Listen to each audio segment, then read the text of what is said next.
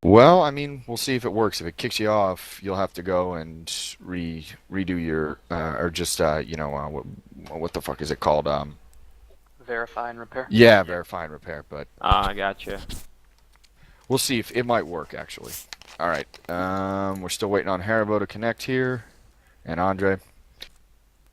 We'll go in as soon as they're in.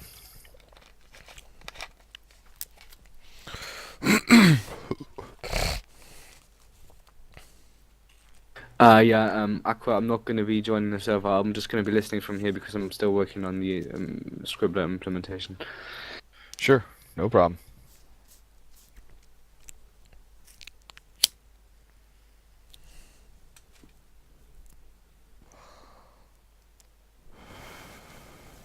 I'm in.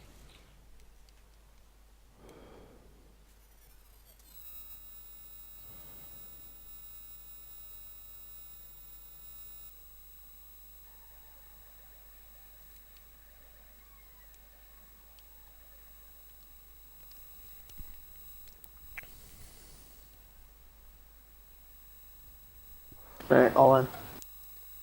There we go. Coming in.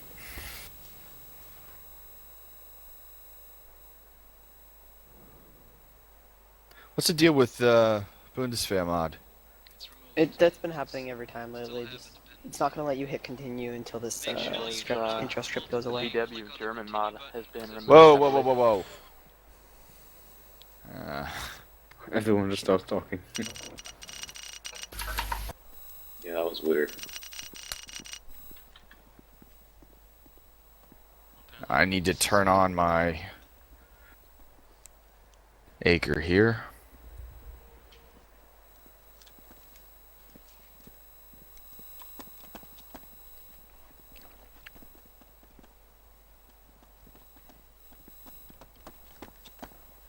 Should get a few weapons on safes, gentlemen.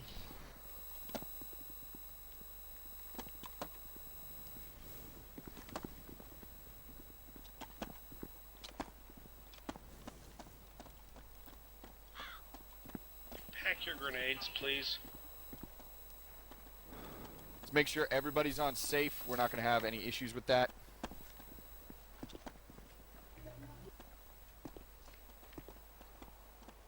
Instead of packing grenades use ACE's alternate weapon fire mode selection system. That way you can't accidentally choose grenades ever. Wait, you guys have grenades? No. I appear to have packet loss. I guess some of us have grenades. I've got 4 at least. What was the thing you were saying? Well, let's see what it's called in ACE settings. Oh dear, this Yeah, guy. Number which one 6 from the top. Weapon select fire mode selected. What does that do? Whoever did the loadout scripts needs to repair them, because about half of them are broken. Yeah, well, Well, this whole mission. what it does do is that you only cycle fire modes with the F key. I don't Yeah, think you'll- your Acers are. Just a sec, I get no message of it. Maybe it is. Maybe it's just really loud. I'm Haribo probably knows. really loud, and I've used Acre Shout at max. Yeah, you're loud. Yeah. All right, who are we waiting for back there? Oh, it's Fluffer. Yeah, he's down in another channel with Zedek. That's fine. Okay, so first I need to make sure that everybody can hear me. Everybody? Yeah. Sir? All right, good. Mm-hmm. All right, so we're going to start this out. This is our squad leading course here. It's a bit of a new concept, but all right. So a squad leader, usually an NCO, pretty much always an NCO, generally a sergeant. In extreme cases on the battlefield, sometimes corporals step up. Pretty much almost always a sergeant, usually an older enlisted man, late 20s at the minimum. A lot of sergeants are older than that. The sergeant themselves, um, as a squad leader, uh, it's a unique position in that very many of the skills that you will need to use as a leader of the squad come from experience and less from actual teaching. Now, a lot of that can be said of any position, but the squad leading very much is kind of specific to that, and it's very much emphasized. The squad leader is the lowest level of effective leadership. While the lowest level of a squad that can actually engage the enemy is a fire team, the lowest level of really effective leadership is going to be your squad leader. They're the eyes and ears for the platoon commander. They're going to determine the best way to attack specific objectives.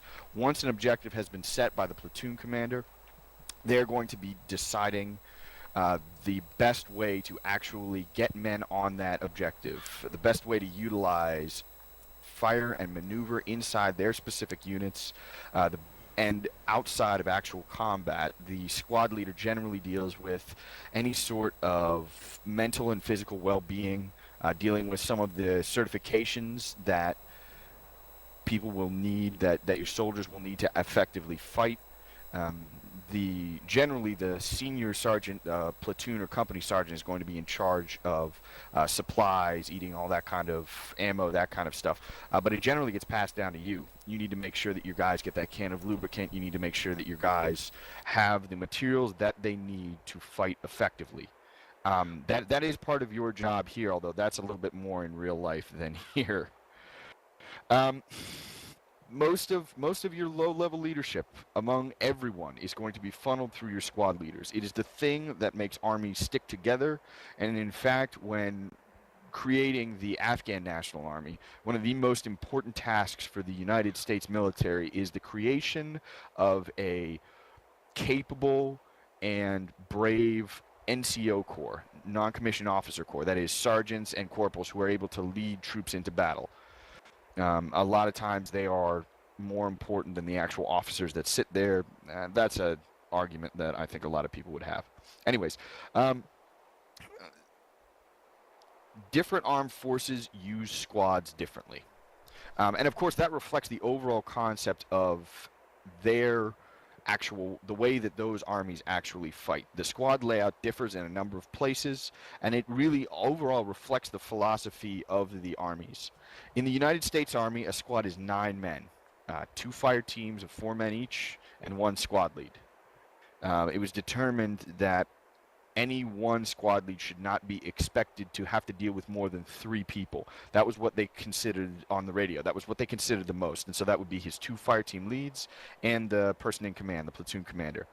That is kind of more, it reflects the concept of a significantly larger force that is going to see things in a very large spectrum and less on a person-by-person basis. It also reflects the fact that not as much is required, I'm going to try and say this diplomatically, not as much is required from the squad leads. That is, they're trying to be put not into a position that requires the most so that they can be the most effective fighting force, but in that can be done so that the less effort needs to be put into training them, and yet they can still be a significantly effective force. This is a little bit more of a lecture that we can argue with, but you can tell that in different forces that and kind of where they were generated from as well. Now that 9-man squad concept is more recent, 70s-ish, but in other armed forces you can see the philosophy behind their forming. The United States Marine Corps uses 13-man squads, 3 fire teams, 1 squad leader. Remember that the primary goal of the United States Marine Corps, though it has changed there, is access on hostile beaches. They are supposed to storm through beaches. They are almost the storm troops here.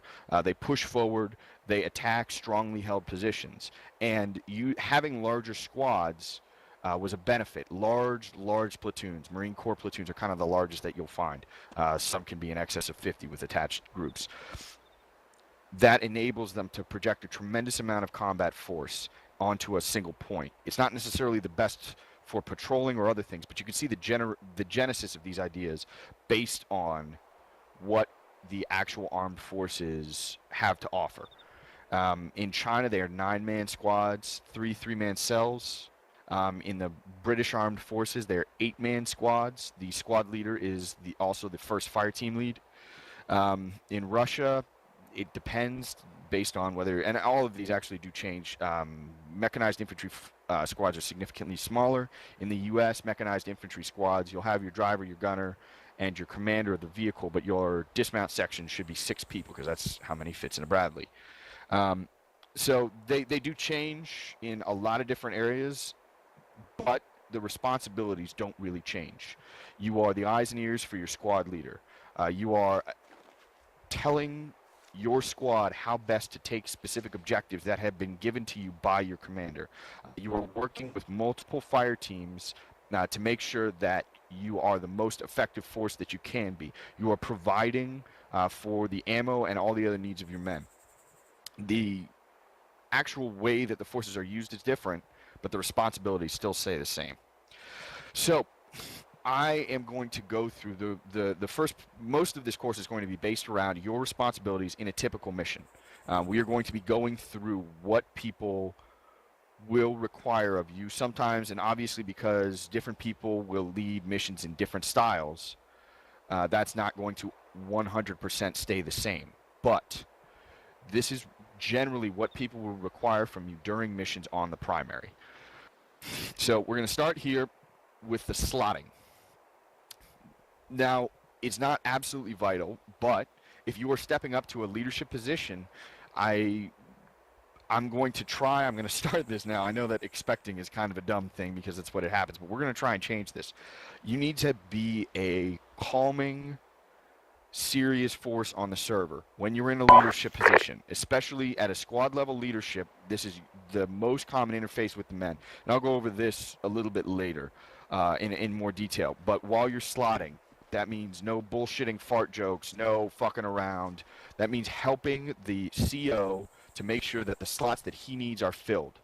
Write down your men, all of them, and the position that they have in your squad. Everything else, just make sure that your squad is okay. Sometimes COs don't check every single squad member. That's not necessarily required. If you have some serious problems, if you don't think someone who's a fire team lead is capable of doing it, speak up. Make sure that you don't go into this having some serious issues. Okay, once you're done with that, make sure you know who your commander is and everything. You're going to move into the briefing phase. First of all, every squad leader needs to make sure that they read all of the notes in the mission and that they understand the notes in the mission. Especially if you're a first squad lead, you may need to step up and take care of the mission if your platoon lead dies or if the CO dies. You need to make sure that you understand the mission. This is not just, oh, you get to tell people what to do while you're fucking around. No. This is, you need to be an element of leadership. You need to understand everything that's on that mission screen. Make sure you read it. Make sure you write down your important info if you need to.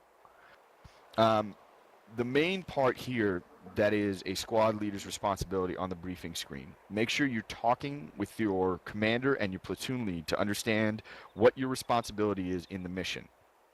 Anything extra, make sure you write down your comm sig so you understand call signs and exactly how the whole force is going to be working on the radios. Make sure that you double check, you go through your head how you think the plan will work. It is the commander's call.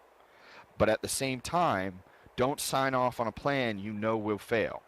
If you have a couple little niggles about a plan, maybe just kind of brush them off to the side. But if you think that this plan looks like it's going to result in the deaths of your men, ask a question. Ask the platoon lead. Bring up something. Sometimes the commander will miss things. You are there to double check how they work.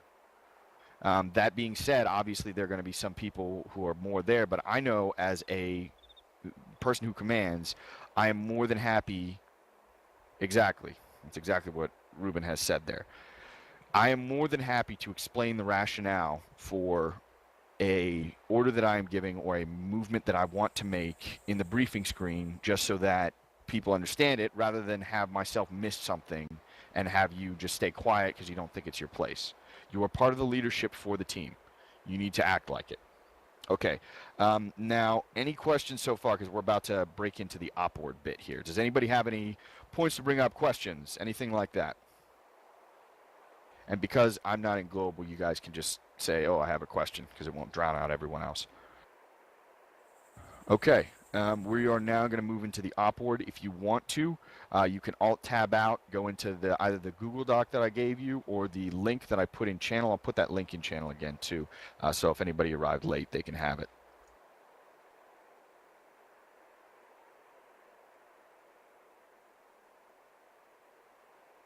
Talking about listening to the briefing, if I may.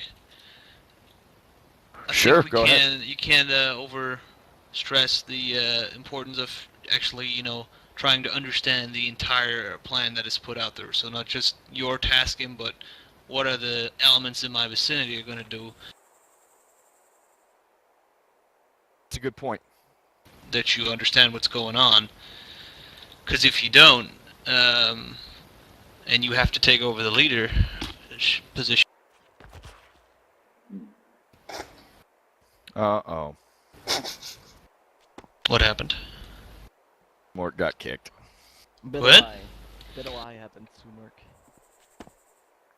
Anyways, yes, that's a very good point.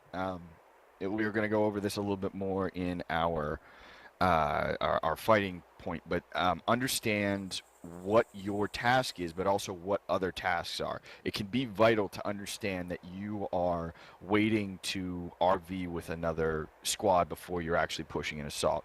It can be vital to understand where other squads are assaulting while you are doing the same thing so that you can prevent friendly fire incidents, prevent blue on blue fire, prevent a lot of different things just by making sure that you understand it. Okay, so now you do not have to be on the page, but I would suggest it. So the op board, that's going to be under the METTC thing on the page. So I'm sure some of you have seen some or heard some op boards. I'm sure some of you have had to sit through Rat Lover op boards where he spends 4 minutes on the mop status. I'm sure I'm sure some people have had to deal with some stuff here, but I am not necessarily an enormous believer in going through every single point every single time. This is ARMA, this is not real life, and where you might have an hour-long briefing in real life, in ARMA, that just is time that people are going to be fucking around. So what however, the actual outline of this briefing: situation, mission, execution, service and support, command and signals. It's a good way to organize your thoughts as you are actually commanding, or you will not be, this course is not to teach how to use the op board. This course, our working with the op board is to understand how to understand it, how to translate something like an op board into the actual things that you will need to do. And sometimes that means taking a more jumbled mess and turning it into kind of situation, mission, execution, that sort of thing. Now, a lot of times missions will have this in the notes. That's good, or at least some of the situation type of thing. So that's good. Anyways, so we'll start up here. Situation. Obviously, pretty basic here. Generally, you can put an overview of the general situation here before you actually go into the enemy situation. I usually put what our general thing is, what our concept is. So, United States Army platoon pushes to dislodge Russian squad inside a built-up area. Striker platoon moves over open ground to seize and hold key terrain. This kind of the overall concept of what is required in the mission. Again, you can put if you have specific types here, you can put it in there. Though I generally put those kind of time constraints, win and lose things later. But your overall situation. Now, this is probably the most. It's not quite as important as execution, but outside it is. The enemy situation is what follows after that, the general situation. Enemy situation is vital, and really what you are going for there, what someone will say there is, what do the enemy have that can kill us? What are our major threats in the area? What is going to damage us? What are the major words there? Now, under that, although it's not actually on here, I think it might be on the other one. Yes, it is. Okay, so I'm gonna switch over to mainly using this Army Study Guide thing because it's better. Enemy forces here. So they'll give you an idea of the squad leader or the commander should give you an idea of what their composition is: light infantry, mechanized infantry, armor, aircraft, whatever. Their weapons that they are using, Op 4, Blue 4, AKs, random ass farmers' weapons. They should give you an idea of what kind of weapons you should expect, vehicles you might want to expect. So that's the identification of enemy forces, the composition, what you will be facing, what is out there, activity and location, where they are, what they are doing. Are they in a town defending? Are they out in open areas or wooded areas patrolling for you? Are they waiting in ambush? These kind of things here. The strength, that can be covered under composition, but generally how much, how many, how powerful are they? Their abilities. Are they elite forces? Are they random militia? That kind of thing. And probable and most dangerous course of actions. So what are they likely to do? And what would cause us the most harm? If they were to do it perfectly, what would they do? So what are they likely to do? So these militants guarding a route into a town and a couple of houses along that are likely to put up local forces, set IEDs, and wait for us to come and attack, defend the small positions that they are at. Their most dangerous course of actions use IED and ambush techniques to destroy front and last vehicle and then kill the men inside the column. So that's the kind of, what would they do if they could do it perfectly, is your most dangerous course of action, but your probable course of action is, what does the intelligence point to as the most likely thing for them to do? Okay, friendly forces. So, you can get a little bit of the, kind of, I'll call it, some of the situation in there, but it is your higher unit's purpose, which is our battalion or our company is going to be sorry about that. Our company or our battalion or however large the actual thing is, your next higher unit is conducting breaching operations or route clearance operations moving through there. So understand what your unit, the larger directive that has been issued to you, and what are you fulfilling out of the less there. So what are there then strength of your own units and the weapons or weapons and equipment that you will have, not necessarily the service and support that comes later, but this is just kind of we are 1st platoon, Alpha Company, 2nd Battalion, 3rd Marine Regiment, that kind of thing. This is what we are, this is our combat power, this is what we have. And it will usually list in there your fire support units, all that kind of stuff, though that comes under supporting fires later on.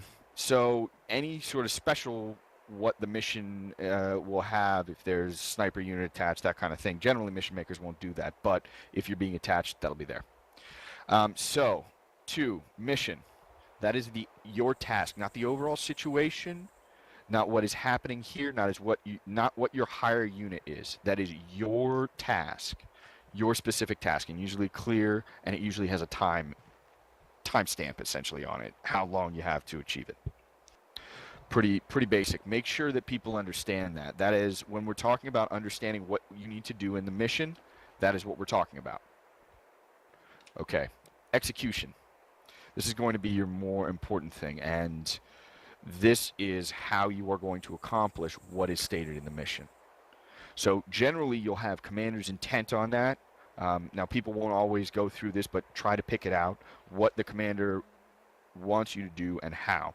Basic, not a long thing. We will clear this route by advancing in front of our personnel carriers, employing fire and maneuver when attacked, and using attached EOD team to clear the actual road. Okay, that kind of my overall concept, not necessarily specific tasks.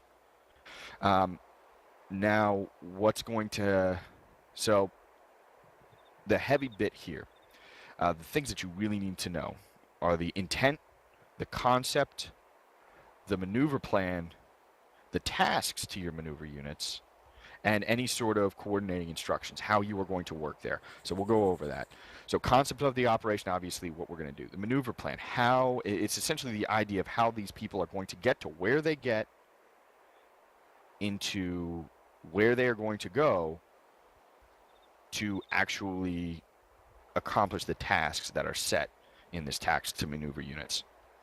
Fires is going to be any support fires that are going to be brought on here. You'll have the rest of that. Not really. There are extra bits there. You are more than welcome to look them up. The Army Study Guide has a very long bit here on specifically what it's going to be doing here. And some... please read it out, but I'm going to try and go over this because this class is not supposed to be all this kind of lecturing.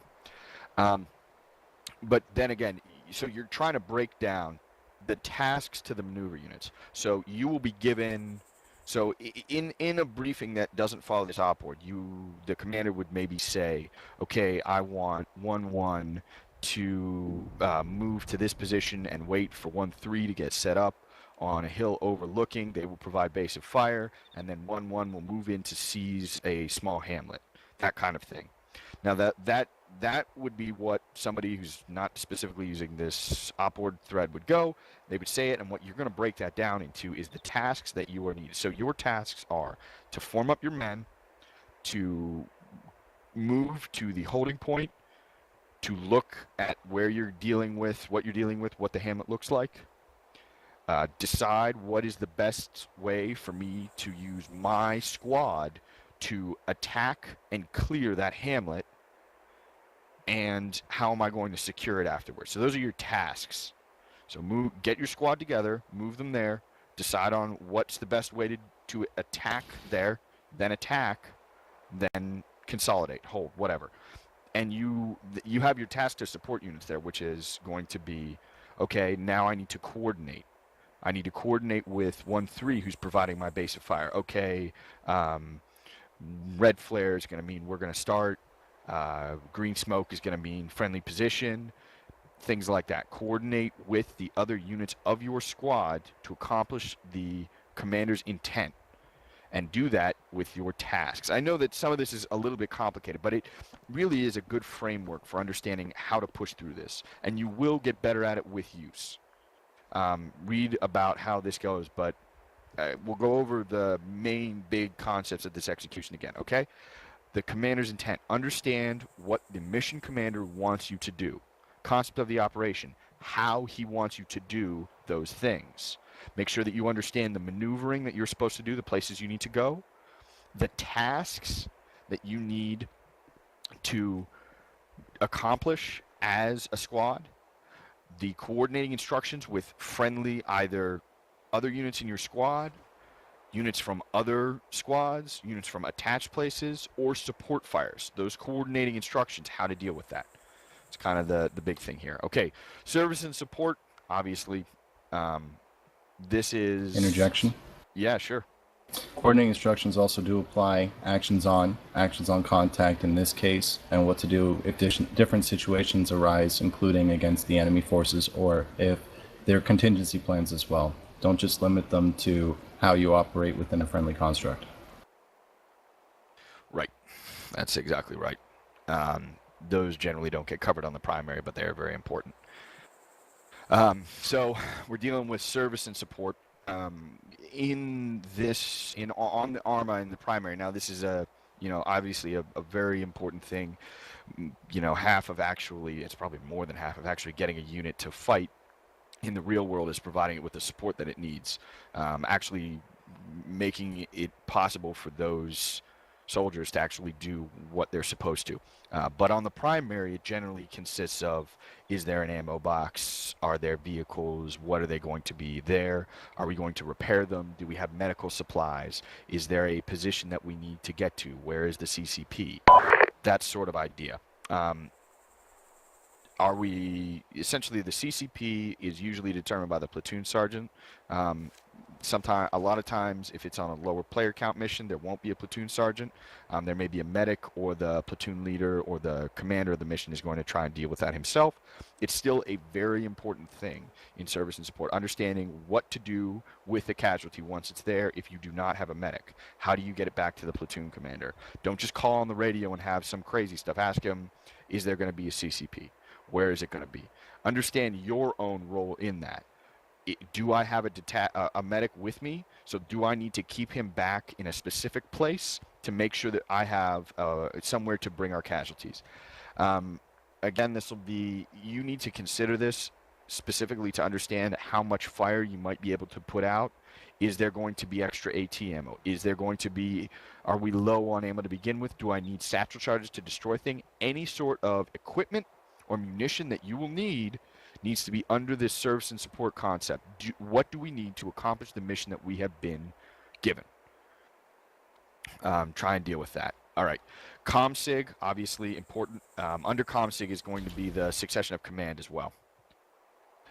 So make sure that as a squad lead, you're going to want to designate a 2IC. Most of the time that's going to be your first fire team lead, but there are some times when that doesn't work. Essentially, you're going to have sometimes you'll have a carrier, you'll have a vehicle, and your 2IC is going to be leading the actual group of dismounts, all that kind of stuff. So make sure that you set that and make sure that you understand your position in the chain of command for the mission. Are you going to need to take control of the mission if the commander is shot, that kind of stuff. So understand the radio nets that are going to be used. Make sure that you go over this. I cannot say it enough. I can't tell you how much frustration fucked up comms are. And I can't tell you how many times it would have been completely removed if somebody had been paying attention on briefing and we were able to talk about it there when we didn't have to run up to each other to talk. Understand how the radio is going to work, what is required, how you are going to deal with it. If you are playing a TVT, a lot of times you're going to want some sort of pro word to deal with. Either you'll have a challenge and response. Obviously, everybody knows Flash Thunder. You could also have a 3-letter. You choose a word. Word being, let's say, hanger, and the challenge would be Hotel November, and your response would be Alpha. It's the letter in between those three, in the middle of those three. The challenge would be 2 on the other side, and that's in the middle. It's from the spelling of the word, and it can be any one of those letters. That's one way to do it. The other way is challenge and response. That's for TVT stuff. If you think that the radio might be compromised, use a secondary net, or say have a pro word for the, say just, okay, our pro word is bacon if the radio net is compromised. So if you think the radio net is compromised, the commander or you as the squad leader can get on the radio and just say bacon, bacon, bacon, and everybody will know to go to the next radio level, the next radio net, or to move, up 10 or something if you're using the 148. So that's those radio stuff that becomes more TVT trickiness. But understand that it's an important part of actually controlling things. All right, so that pretty much concludes this part. I will ask all of the other instructors if there are things that you think that's becoming really disturbing. What is going on here? What are you talking about? Okay, people just jump back and forth a couple of times and a million things. Anyways, so other instructors, I'd like you guys to go through. If you think I missed things, if you think there's something that needs to be emphasized, please go ahead and bring that up to the group now.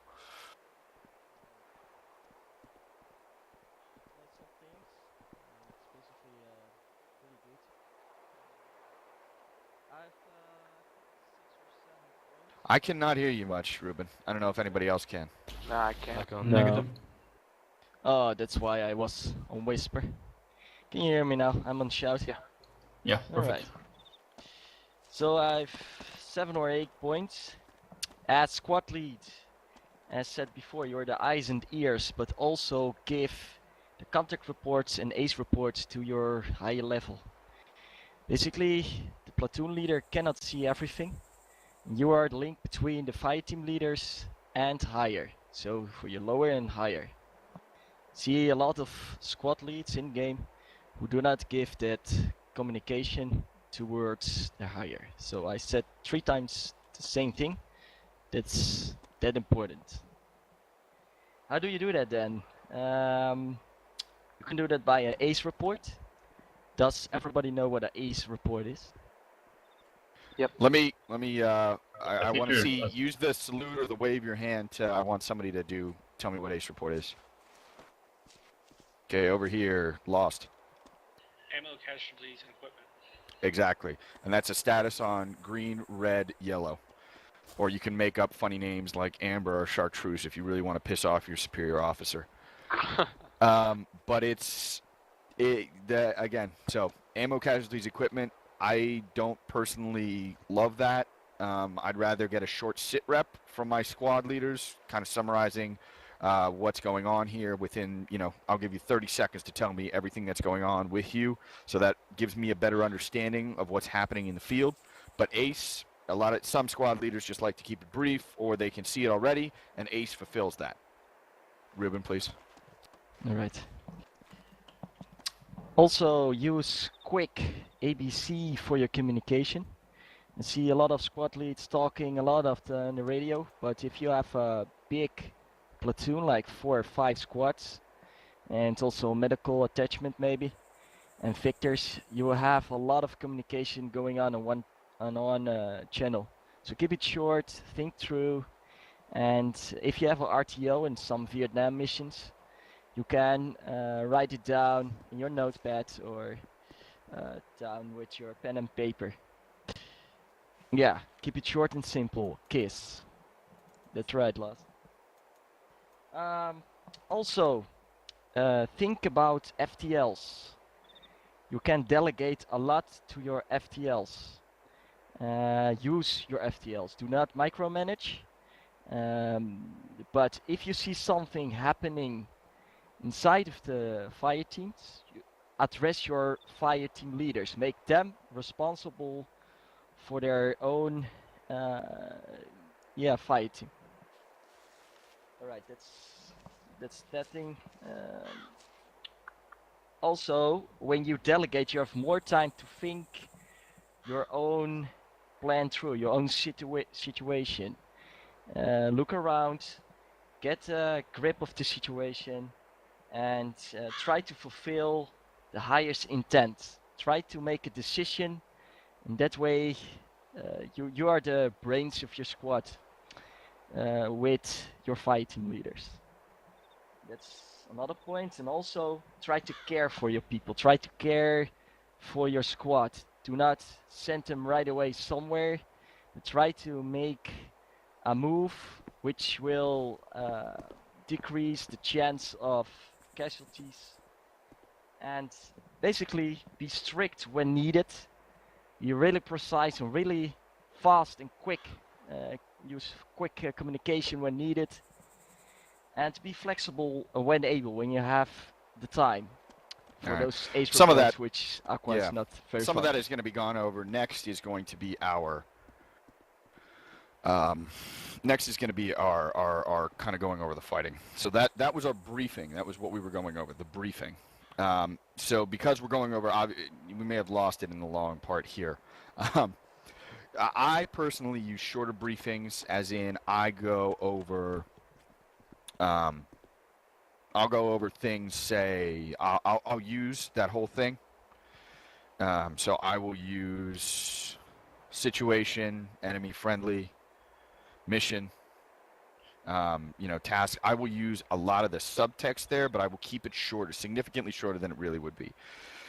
Mission, execution, and I'll go tasks, any sort of coordinating stuff, my intent, service and support, what we need, ComSig, how we talk to each other, that kind of thing. Just keep it quick, move it forward, even though I will use the outline that's there. All right, so we're going to try, I'd like to try and do some question stuff. I'd really encourage questions here. We're going to do essentially a little bit of a break here. Actually, you know what? Yeah, we'll do some questions here. Yeah, and then we'll go over actually fighting the mission here. So that's going to include some basic leadership stuff, METTC, a bunch of other things. So I'd like to go over any questions, and we'll do like a 2-minute bio break. All right? So questions from anybody about any sort of thing with the op board, any sort of thing with the briefings, any sort of thing with the concepts. So any questions, and again, they're welcomed. Clarifications, we got nothing? Aqua. Yeah. Yeah. Should point out what a Frago is in case somebody doesn't know. Frago, right. What's that? And a Warno, probably too. Kind of forgot both of those. I'm trying to keep it apart. A Frago is a fragmented order, is a short version of this kind of thing. One of the places where you would receive a Frago in real life, Frago or Frago, I've heard it pronounced both ways, is if you were, say, ordered to quickly respond or quickly help out another unit. Say one platoon, your first platoon of your company is attempting to secure a village and it's taking them too long and they've run into unexpected resistance. The company leader would call up your platoon leader and they would say, quick, you got to get going.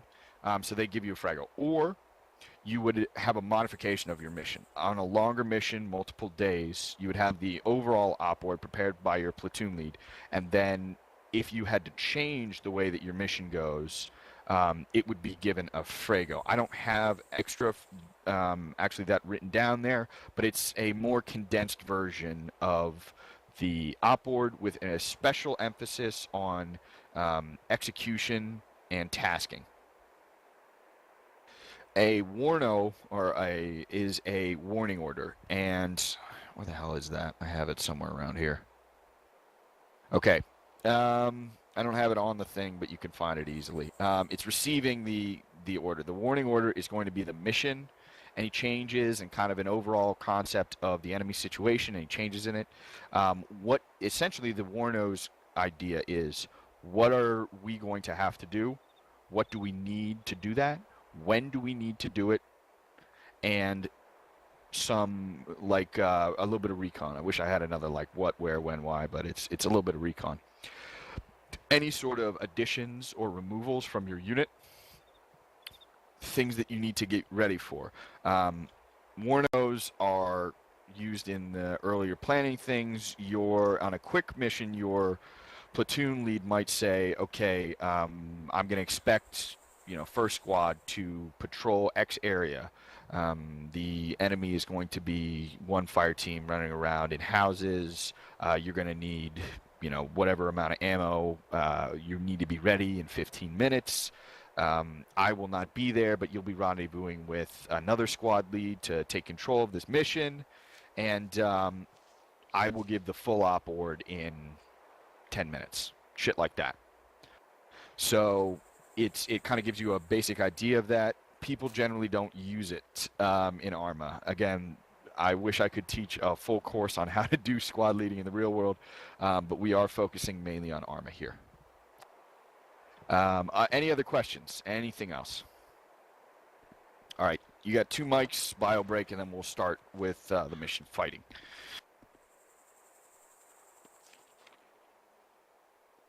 In that case, meanwhile, I'll toss up with a weapon select fire mode thingy for Ace. If you put that to selected, you'll simply not change weapons with the Foxtrot key. You'll only change fire mode. Use the shift and number keys instead to switch between primary firearm, hand grenades, underbarrel grenade launchers. Well, that way you won't accidentally choose grenades just by cycling the rate of fire on your primary firearm.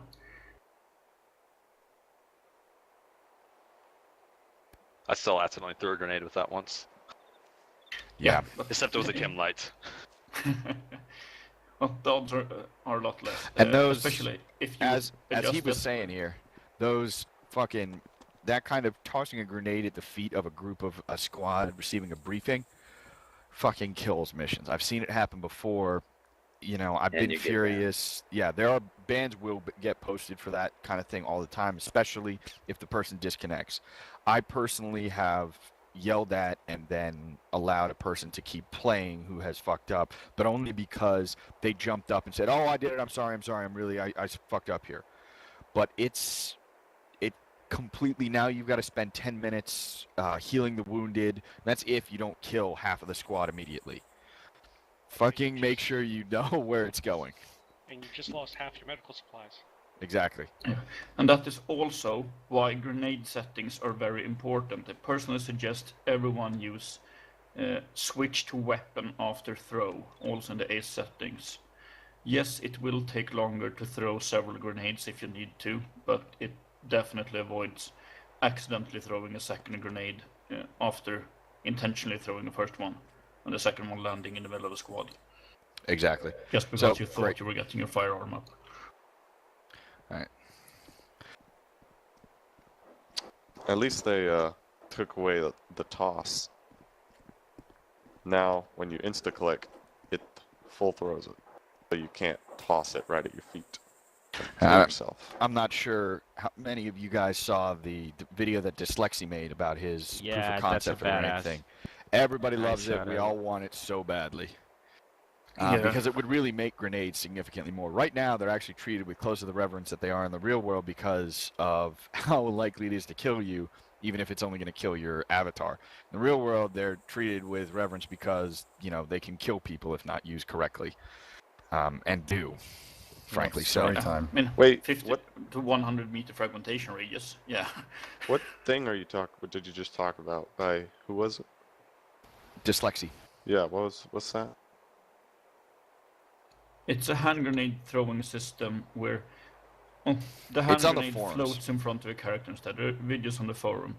So instead of the very rigid, retarded throwing system we have now, that's 99% useless, you can actually throw the grenade around corners, you can properly aim it at windows, and Do you everything mean like that. Catch the ace? and throw 'em back. Yeah. Do you So mean the ace throwing system? No. It's not in existence yet, it's not implemented. It's Also, under I think development. there one post from New was talking that he discovered that it's possible to throw mags around. So like Yeah. your buddy is missing the mags or he running dry, here, have one and you kind of throw it to him and he can catch it in midair. Or if you're Wow. doing Well, TVT, if you're doing yeah. TVT, you throw a magazine at an enemy and he'll frag out, and then he runs away. Yeah, exactly. I mean, there are a million ways that it can be used in this kind of tricky understanding how to play sort of thing. So there's a lot of ways that it can be implemented. We're all excited about it. It might take forever. It might never arrive. It might not even be in Arma 3, that kind of stuff. So hopefully it will happen. All right, so we're going to end our bio break here. I guess Gabe is out, quote unquote, walking the dog. We know what you're really doing. What we're going to do here for the rest of this, we're going to try and get a little bit less me talking at this kind of thing, a little bit more understanding what's going to happen. So the layout for what's going to happen is this. We're going to go over the mission start bit, and then we're going to go over fighting. This is basic leadership skills. This is MET TC, judgment calls, all this kind of thing. So one of the things that we're going to do is I'm going to have to actually ask some of my co-instructors here to, if you know how to spawn things to, or, well, we can use the buildings over here. We're going to move around a bit. And one of the things that we're going to do is we're going to I'm going to create essentially a little scene with some of you. And then I'm going to ask a couple of you to analyze the scene, to understand what's going to happen, what's going to need. What are we going to do here? And I'm going to ask you to kind of use these kind of basic squad leadership skills. And I'm going to take this time to, again, emphasize the FTX, because that is where we're going to try and apply some of these things. I know it gets a little boring here, and it can be some, it's not a hell of a lot of fun to do these kind of readings, but there's very little other ways that I can try and get this to you. Anyways, okay, so mission start. That's where we've gotten to. We've gone through our slotting. We've gone through our briefing. Now we're going to start the mission. So when you want to...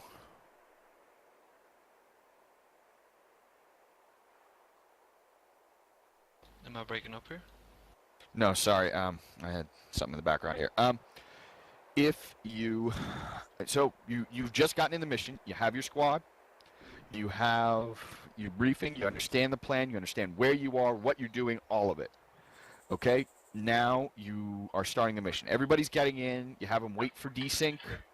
That's something that might help a little bit. And then we're going to go over comms checks. Make sure everything that you have planned works. Make sure everything in comms works. The most frustrating fucking thing in the world is finding out that your squad leaders didn't bother to actually deal with this, and now maybe one person is listening to them on their short range. Make sure it all works. Make sure you're able to talk to every single person around. Make sure you're able to deal with all of this. Just go over it. Do it real quick. Just make sure that everybody can hear everybody on the radios, that you can talk to command effectively, that you understand the call signs. Gear checks and weight issues. Gear checks. Make sure you have what you're supposed to have. If it wasn't stated in the mission notes, check what you do have. How many saw belts do I have? If you're a weapon squad leader, how many AT rockets? How many 240 belts do I have? How many Stanags do I have? Do I have extra grenades? Do I have no grenades? Do I have extra medical equipment? Do I have no medical equipment? Make sure what you have is what you're supposed to have, and you can accomplish the mission with the weapons that you do have. Make sure that people are not overweight. Sometimes mission makers do that. Sometimes it just happens. If instead of driving to a place, you're asked to run a long distance, maybe make sure that nobody's over 30 kg. Things like that. Just go over that basic stuff. Land nav. It is vitally important for you to be able to get to the right place at the right time. Which means that if you are someone who sucks at land nav, first of all, go to a fucking navigation course or ask somebody. But if you suck at land nav and you have a fire team lead who's good at it, ask the fire team lead to navigate for you. It might be humbling, it might be, something ridiculous, but it is much better to have somebody else help you out and get to the right place than it is to screw up, bring your squad to the wrong place, and have everything fucked up.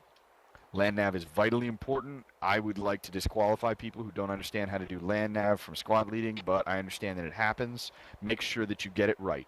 Look on the map, trace where you're going, find local landmarks to look at. Okay, so now we're moving more into fighting. And so... God damn it. The ARMA thing just called out grid reference for other instructors, which was loud as hell for me. Okay, so fighting. This is where the most of your squad leading is going to go to. You are a low-level tactical commander. You need to understand the tactical skills that you will have to actually fight. This is where terrain analysis comes in. This is where the MET-TC, which we'll go over a little bit later, comes in. This is where your common sense and good judgment, the experience of the position comes in. Being able to look at a scene and understand what's the best way to approach this. Where should I move my men to engage correctly? How far do I have to be before I can start engaging with my longer range weapons? How far do I have to be to start engaging with 5.56? All of that. All of that is tied up in your fighting, Now, leadership skills is a kind of a different thing here than that, although I would argue that they're tied together. But this knowledge of how to fight, being able to look at a scene and decide where to move and where not to move is absolutely vital in this. And it is something that is very difficult to teach, especially in a situation like this, where we are just talking amongst where I'm just lecturing you. There are a million different ways that this applies to every single sergeant, every single squad leader. So you need to be able to deal with that. Zoomork is going to be the guy who's going to go over some of the MET-TC with you. I'll probably chime in at the end. But MET-TC is on that list. This is another thing that's on your little reference sheet. I do not have a second one for you. So, yeah. This is okay. It's not spectacular, but it's okay. It's good enough. A lot of different militaries use different phrases or not at all. That's U.S. Army and U.S. Marine Corps mainly use this MET-TC. So, yeah. Zoomork. As Aqua just said, MET-TC is an acronym that is used by mainly the U.S. military forces, but I think it's also used by the British and Commonwealth forces. But you'll find this general concept in, I think, any armed forces in the world. Yeah. So when you as a leader, sometimes. what? Yeah, it's taught differently sometimes, but it's still Yeah, the same absolutely. concept. But the idea, the fundamental idea will be the same. So when you as a leader make your decisions, that what you do as a leader, you make decisions how to react onto a situation, right? So in order to do that, you need to have at first situational awareness. So what is the situation really? And to further then derive your decisions from it, you need to have situational understanding, which is the product of applying analysis and judgment to the situational awareness you gained, right? And one of the most common and universally applicable tools or concept for that is known as the analysis of MET-TC. And MET-TC is an acronym that stands for M for mission, E for enemy, T for troops, T for terrain, T for time, and for us in UO, not always applicable, C for civilians. So what that means is you analyze these factors to derive a situational picture of where you are, and then based on these you decide on what you want to do, on your courses of action that are available to you and which ones you want to take. And for you as a squad leader, this can mean what movement technique am I going to use, how am I going to move from A to B, how will I orientate my force, what formation am I going to use, such stuff. So let's quickly go over the factors that are included. So mission, kind of obvious. What is the mission? What are you tasked with? So you analyze what was the commander's intent here. And before I actually go ahead, METC is something that will continuously evolve throughout an operation. So at the beginning of the operation, you'll have a picture of METC that you got through the briefing, through the op ord. But as soon as you get in game, that might already change, as it turns out the mission maker forgot to give magazines. So your troop factor already changes right there. So let's go over the factors quick. Mission is the intent of the commander, so we analyze the intent of the commander, what are our tasks, what are our essential tasks, because sometimes we might not be able to fulfill a secondary or a less important task, but we have to prioritize then. So we always keep the mission in mind. Secondly, most importantly, we keep the enemy in mind. So what is the enemy's type? So what are we looking at? What kind of enemy force? How large is it? How is it organized? What tactics will it most likely use? And where is it? So the way you orientate your squad, what formations you use, what movement technique will highly depend on where the enemy is and what the enemy can do to you. And thereby, you decide to move in a more dispersed formation, or you decide to move more quickly because the enemy's not close, right? It's kind of obvious. A lot of this is common sense, but this concept is obviously giving you a handrail to use when you analyze tactical situations. The next part is troops, so that means your own friendly troops, the unit you are commanding, so in this case your squad. That is typically not changing a lot during the mission, but it might. So your strength will decrease, possibly. You might lose equipment, all that stuff. Also, what service and support will you need? So where's the medic? Is the medic more far away now in the mission? You constantly reflect the MET-TC when you make decisions as a leader, and thereby you will be able to make good decisions. So the next thing is terrain. That is one of the most important for you as a squad leader. So you consider the effect of the terrain and also of weather on your squad. What will the terrain mean for your operation?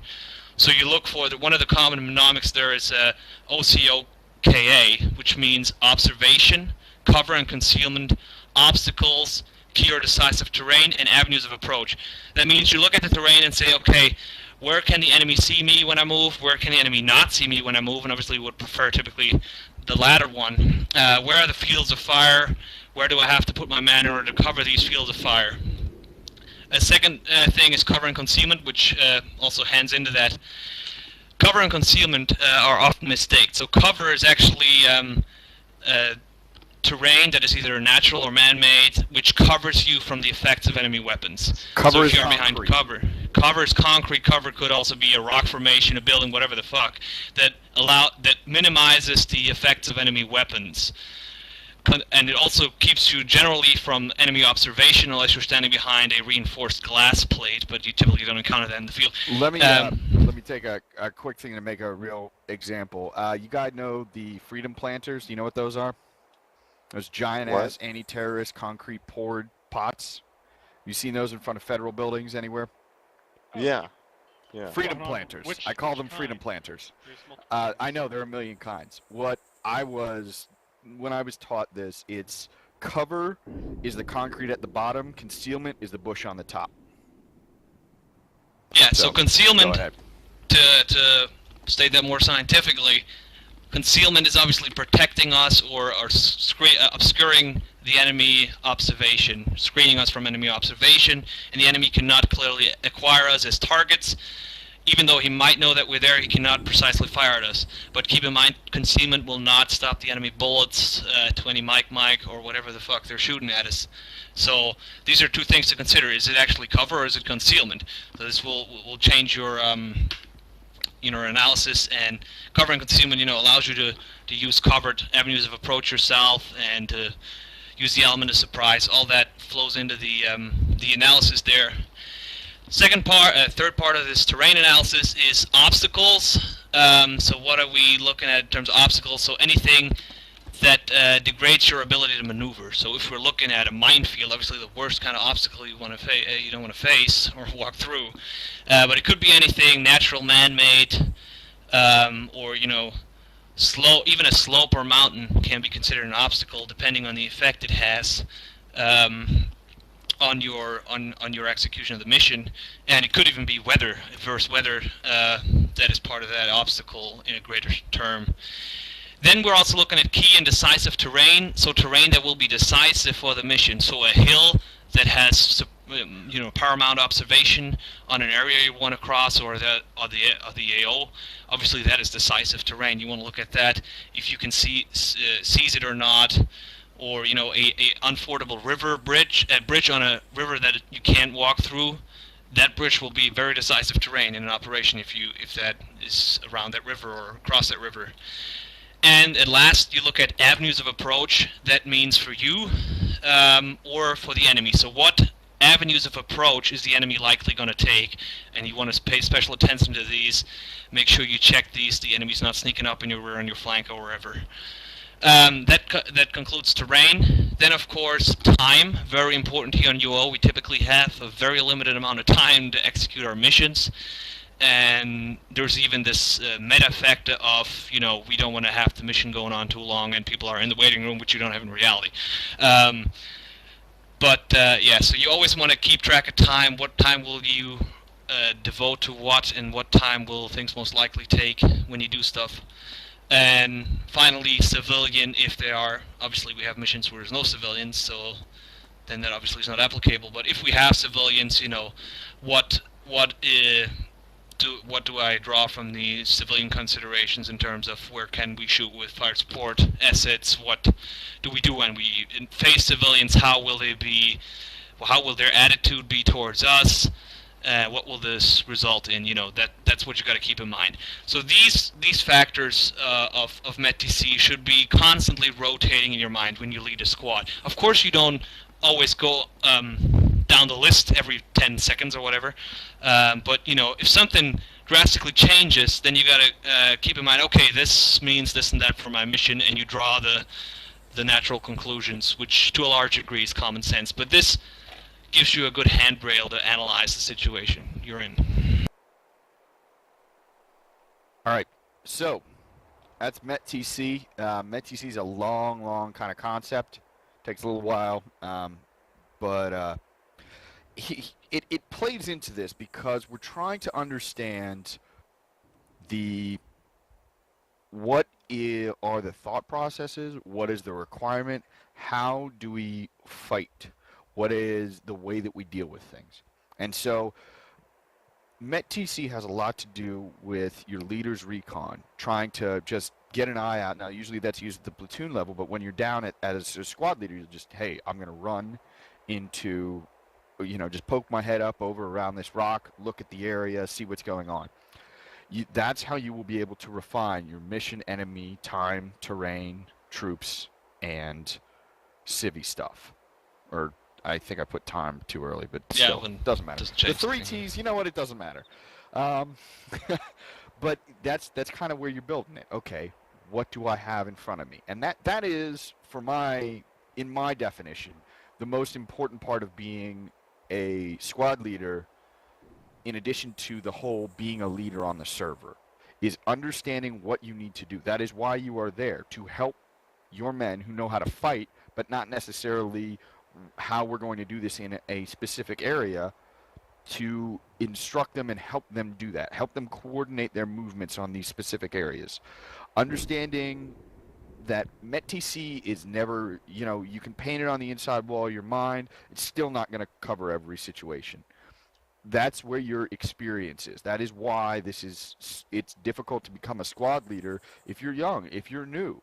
There's a lot of experience. Most of your squad leaders in the United States Marine Corps are in their 30s. And they have enlisted, a lot of them enlisted when they were very young. The Army promotes earlier, so you'll have late 20 squad leaders. But the idea is the same. It takes a while to understand warfare, to understand fighting long enough that you can deal with that. Now, obviously, not quite as much is required, and you will get the hang of this kind of stuff eventually, but it is difficult to do from the beginning.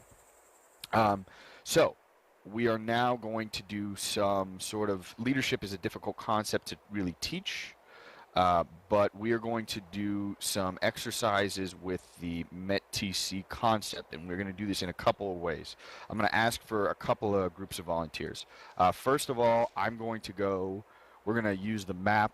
I'm going to ask 3 of you. I'm going to give you so I'm going to need 3 volunteers for this one, and I'm going to give you an op word, a very condensed op word, and then you are going to tell me what you would do. The second phase is going to involve pretty much all of you. What I'm going to do is I'm going to take 8 of you, and we're going to move to the west side of the airfield, to that little villagey place, or somewhere else. I may teleport us, but probably there.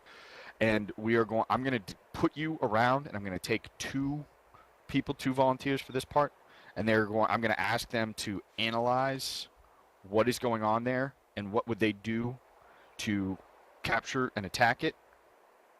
And the last one is going to be a very fast sort of low-level thing.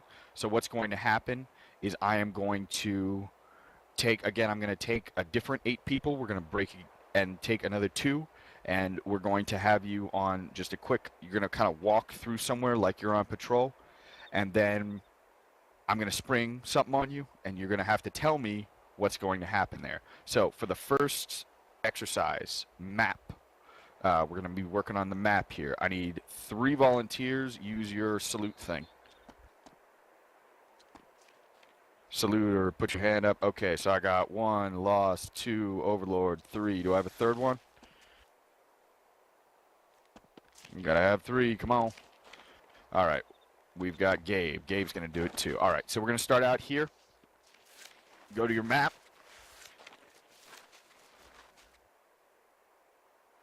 Grid ref is going to be... we'll use some people are very familiar with. We'll use Starry Sobor. Okay, so our grid ref is going to be 0607. And then inside of that. Of you 3, who wants to go first?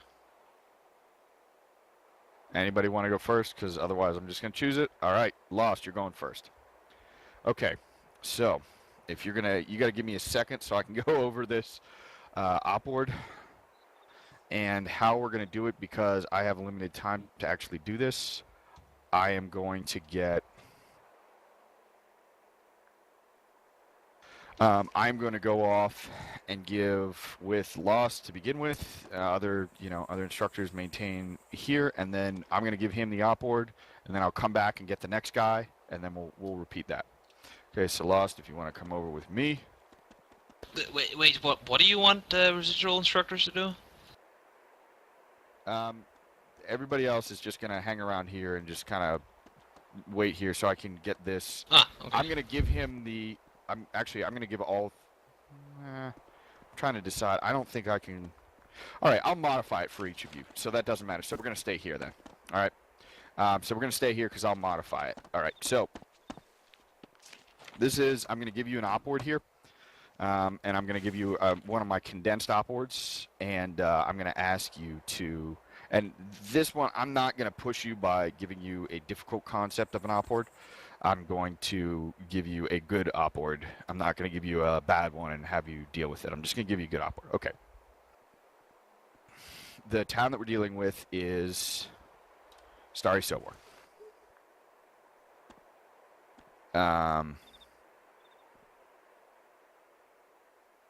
Okay, so we are going to go all right. Situation. Local anti-government rebels have established a safe haven around Starry Sobor.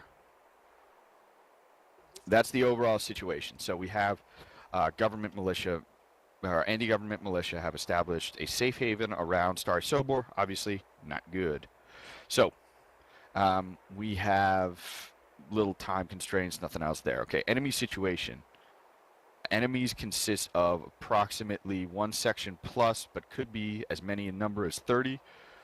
They are militiamen armed with various Russian weapons, so PKMs, AKs, RPKs, a number of different older Russian weapon systems. Warsaw Pact, basically. Essentially, yes. A number of different old Russian weapon systems. They have limited command and control. They operate in smaller units. They are well supported by the actual villagers, but have only limited supplies. We are one platoon of a striker battalion. What Shit. the fuck? That was not me. I know that wasn't was an one M16. platoon striker what? Okay, one platoon. We're a dismounted striker platoon, so the standard layout is going to be 4 9-man squads. I am the platoon leader. We have a medic, so we have, you have 3 regular rifle squads with 9 men each, and 1 weapon squad with 240s and javelins. We are tasked with, so that is our unit. Our overall unit is tasked with the suppression of anti-government militia in the region. It's our higher units mission. And the rest of the company is going to be either providing blocking positions or moving on camps in the woods. So they will not be assisting. Okay, our mission is to clear anti-government forces out of Starry Sobor and reestablish the rule of law. Our overall mission. Okay, so my intent is to move our forces. We have dismounted at about, I will call it 058, 074. South, actually that's too close. We have dismounted at the crossroads at 056, 072, southwest of the town. My overall intent is to move in using fire and maneuver and to clear out the town house to house. We are going to be, so clear out the town house to house. Now, the concept of the operation is this. So I'm going to put some marks on the map here. Hopefully you'll be able to see them. We'll check. Okay. Oh, looks like somebody's doing it for me. Is somebody doing that? That was never mind. Go ahead. So somebody's put a start marker on the map. Who has done that? Yeah, that was me. Okay. So can everybody see the start marker? Yep. Okay, so that's where we're dismounting. We're dismounting at that start marker. Okay, my concept is to first get the actual concept of the operation is we're going to move there. I am going to move weapons squad northwest to 055075 in that forest. Then have them hold. I'm looking at the map here. I'm actually trying to put myself in a shitty position. Actually, no, because I'm coming up with this mission plan right here. We are going to move. We're actually going to move weapons squad up to 060069. So 4th 14 is going to move up to 060069 and establish an overwatch position looking down onto the road. The other 3 squads. First squad is going to be moving with second squad into that previous position, so 055075. Actually, all squads will be moving there. All the first 3 will be moving there. My platoon sergeant will be moving with weapons to help set up a base of fire. Weapons will wait until the other squads are setting up in that area or at the hold point, at which point weapons will advance to the farthest limit of the forest that they are now in, so that they can still find cover. That should be somewhere near about 061, 071. They will then, the rest of the units will then begin their movement north. They will use slight cover and bounding formations, as well as the low stone walls that are Would you like me seen to there. mark these positions on the map? If you want to mark the FUP at 055075, Will do. and then we're going to be moving north from there up towards the MSR. We will, all 3 squads, the order of march is going to be 1st, 2nd, 3rd. I am going to be with them and the medic. We are going to move to the forest and low stone walls at 058080 inside town. If we encounter any resistance, weapons will start opening up. But we should be able to move ourselves there using bounding tactics and transient overwatch as the squads move through. Once we are all assembled at the northwest edge of the village, we will begin moving house to house. First squad will have the south side of the MSR. Second squad will have the north side of the MSR. We will move. Third squad will act as a reserve and overwatch force, moving to whichever side has more. Actually, I'm sorry. Third will then move to Hill 355, overlooking the town, to act as another overwatch position. First has the south side of the MSR. Second has the north side of the MSR. They will then push down the alley. There is another waypoint at the crossroads at 060077. That is going to be a reconsolidation as soon as the first half of the village is cleared. Who the fuck is... What the fuck I don't is know. this? There might... What's going on here? That's white phosphorus. We need to like leave, because that's white phosphorus. That'll kill us. What the? Who the hell is this, though? Let me find it out. I'll find it out for you. Who is it? And I'll kick. Yeah, I'll find it out. Oh. Lock the server. Get away, guys. That's white phosphorus. We can't lock the server. Spreading. You can. What the hell? That junk kills. Alright, get back in the fucking school circle. This is not going to kill everybody. God fucking damn it. Alright. It's gonna kill my computer. I know, just get into your map screen and leave it there. Okay, so as I'm still in my my maneuver plan. So we're gonna move there. It was the instructors. Delightful. Okay, so I'm still in my maneuver plan here. The plan is that we're going to get both sides here of the street. We're going to move down. There's a waypoint at 060077 at the crossroads, and another waypoint at 063075. So, that was kind of my tasks and maneuver plan mushed together. The coordinating instructions will be, if you are, as you clear sections of the, so at those two waypoints, there will be green smoke pop when the section is clear. You will need to talk to weapons and guide them onto targets that are farther back. Otherwise, use fire and maneuver among your actual squads to deal with these things. Okay, service and support. We have 4 strikers waiting at our start point.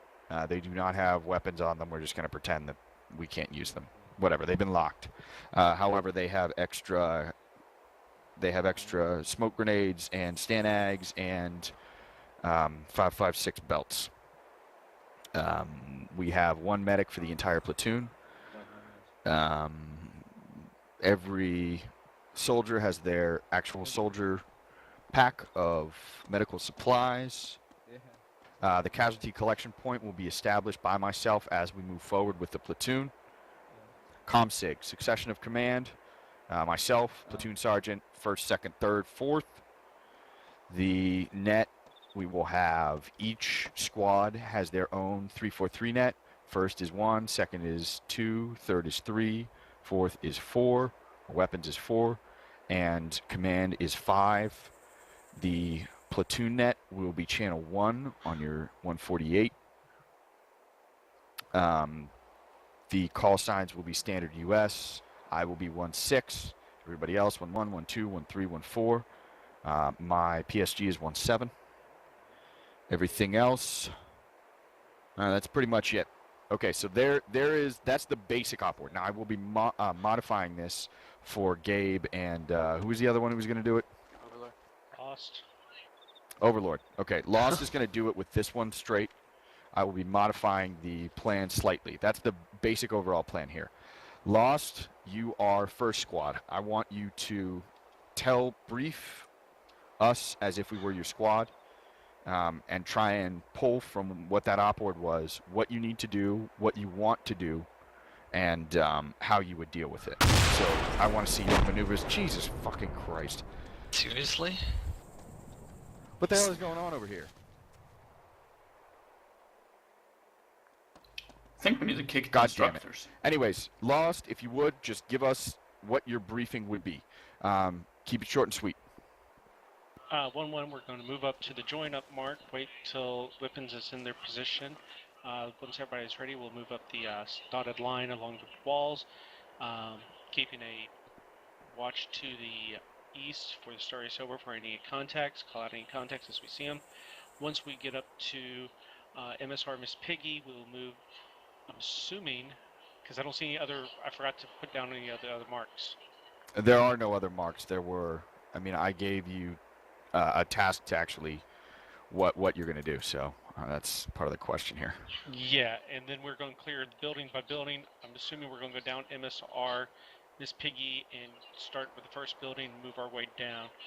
Squad 1 will probably just stay on the right side of the road, and I'm hoping the other squads would handle the other side.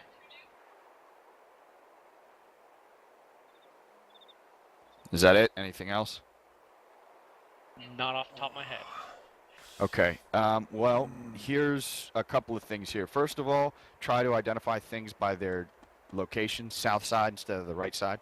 You can do it right when you're right next to it, but generally try and go south side because that allows people to look at the map if they deal with it.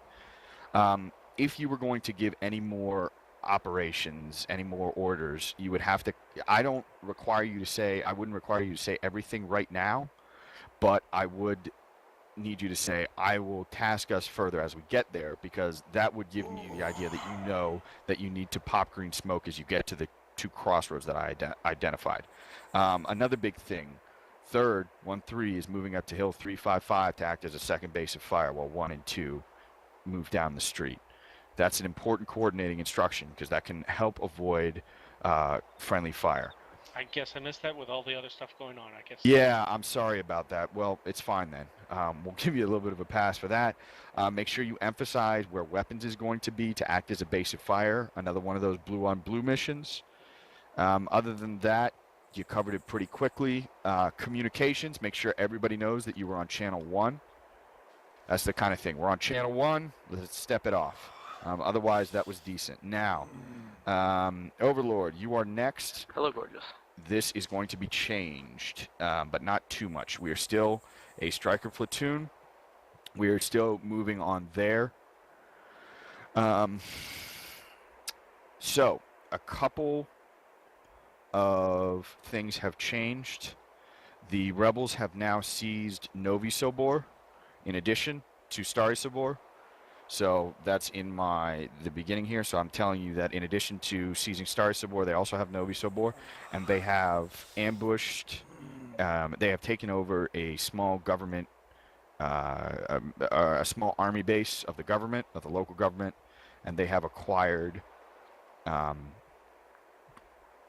BTRs. We don't know if they will show up. They do not have communications with each other. They are local rebel cells. They are going to be acting as may act as a QRF. They may not. We don't know. We have. Let me see. What else do I want to change here? Yes. The higher unit will be making a larger assault on.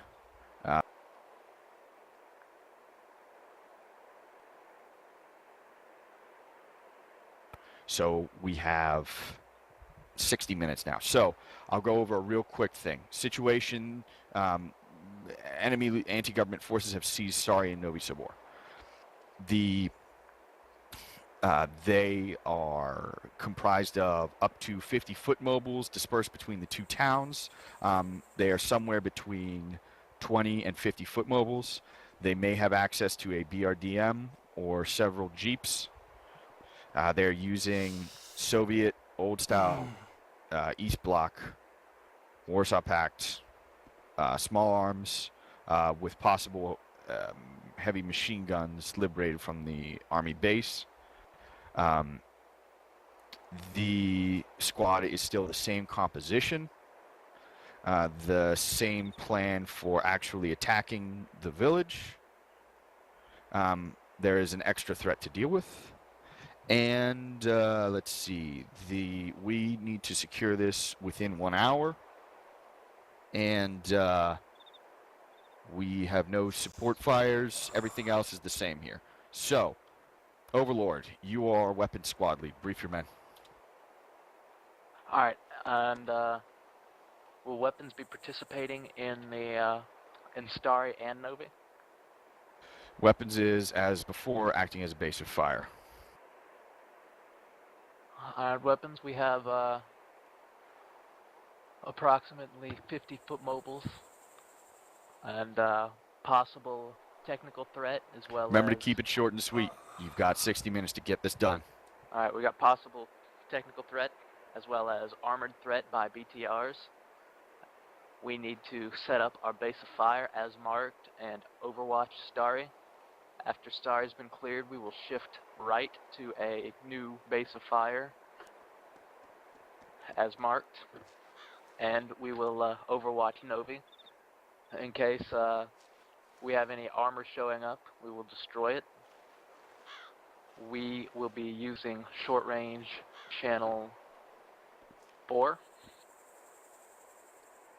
and that's about the sum of it. Okay. Here's what we want to do. This is where the kind of your experience will come into it, and I know that I don't experience here. When you're summarizing things for your squad, get the key points. That's the biggest points. What are the threats? My biggest worry for what you would do is you would say my biggest worry is we're going to need to use the 240s to support our drive into Stary Sobor, and we're going to need to keep our eyes out because we are going to be keeping that door from getting shut on Novi Sobor. The attack isn't going to be made into Novi Sobor. That's a different platoon. Ours is only Starry Sobor. That's the only plan that had been floated yet. So we are going to, you're going to say that the big threat is going to be from technicals, and that possible BRDM is going to be moving in from Novi Sobor. So keep our, make sure the AT is constantly monitoring that MSR. Remember this, again, coordinating instructions. We will need to talk with the squad leads so that they can, they're going to be moving through Starry Sobor. We're going to be supporting them. So talk with them so you can talk your 240s onto it. So remember, what are the biggest threats?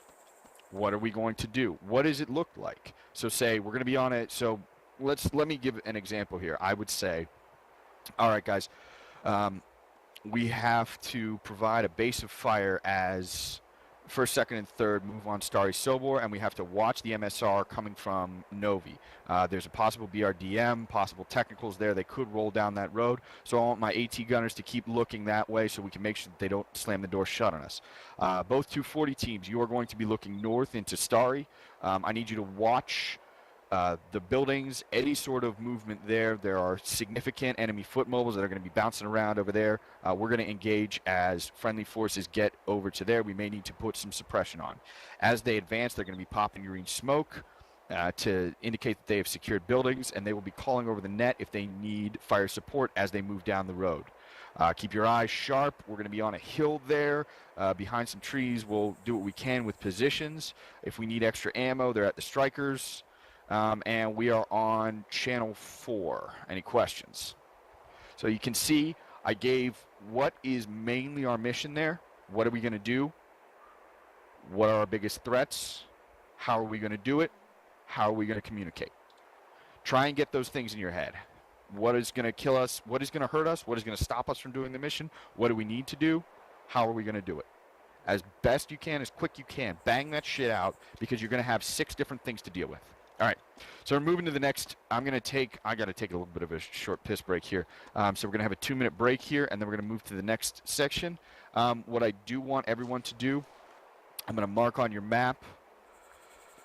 Actually, we'll do this all after I take a piss. But what we're going to do is we're going to split up. I'm going to have 8 people. We're going to put you in a little town, and then we're going to have 2 candidates look at this. This is going to be a fairly short bit here. So 2 minutes, everybody. Take a piss, take a smoke, whatever. Quick question for you.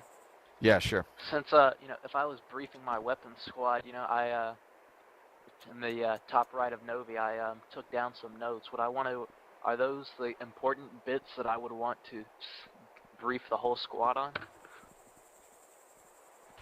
Yeah, I mean, you want to deal with this. You want to talk. That's good. Those are the kind of plans that you need. But you need to remember that a biggest part of working together here, you're a leader, is going to be actually making sure.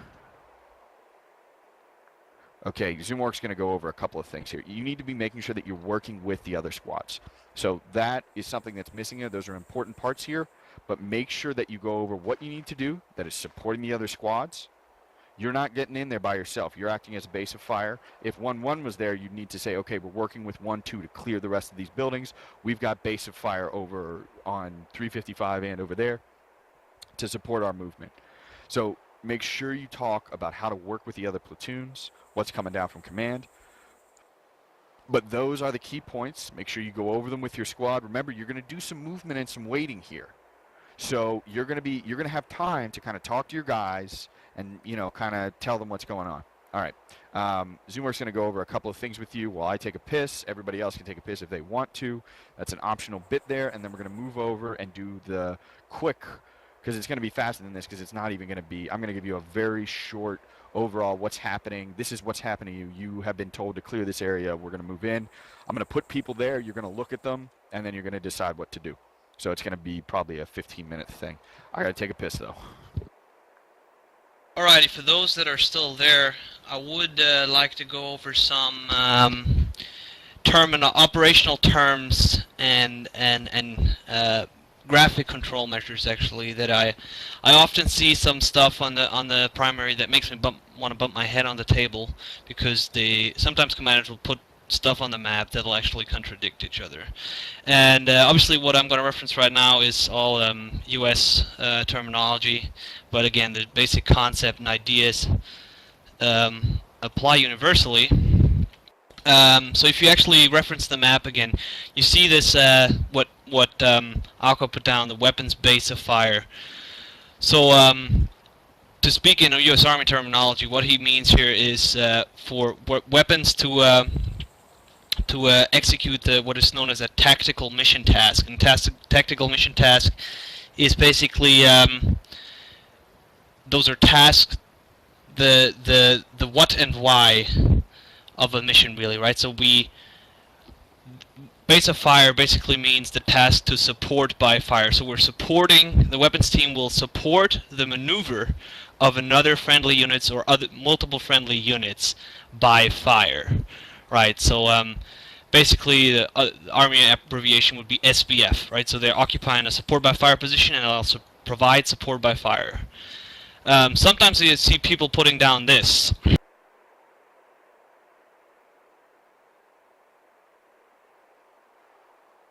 This is just me, or did he cut out then? No, I might be cutting out. Sometimes I see people putting down this. If you reference right side of the BUF marker, ABF. Now, what does that actually mean? I often think, Not visible for us. Sorry? Not visible for us, but not visible to you? Shit. Group. Yeah, make sure you do it inside. I wasn't global, I think. ABF stands for assault by fire. That is correct. Another thing.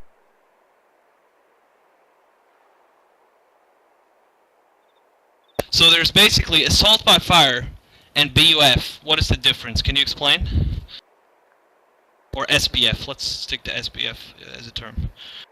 I'm assuming assault by fire is meaning you firing as you're going in, even if all you're doing is suppression. Assault would be you move in and only fire when you see something. No, assault by fire is pretty much the same thing as support by fire, with the only difference is that there is no element that maneuvers, so you're not supporting the maneuver of an element. So a lot of mission commanders put this down. They actually mean that they want the squad to assault. But if you take this literally, you occupy an assault by fire position and you fire on the town. That's assault by fire. So what you really want to say is you want them to assault, and then you typically either mark out or describe a rough axis of advance or direction of attack, which is abbreviated DOA, direction of attack, would be a precise path. So in this case, with the marked assault position, which is where you assemble or which you occupy right before the actual assault phase, which is squad. Let's assume we're having a squad assault from this position along the ASR Fonzie, and the ASR Fonzie would be maybe our direction of attack, which route they will take. And weapons would, for example, be providing support by fire, so they will support